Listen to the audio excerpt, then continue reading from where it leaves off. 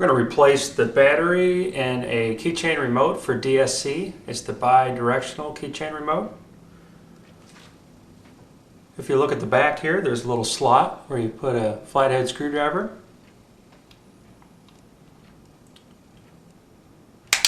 Just pop that open there.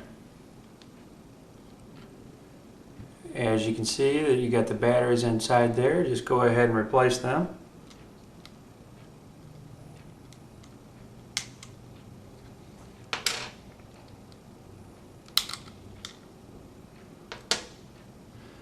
Take a note on the inside of there. It does mark the plus and the minus for the batteries, so you want to make sure you put those in properly. You get your new batteries, go ahead and put them in.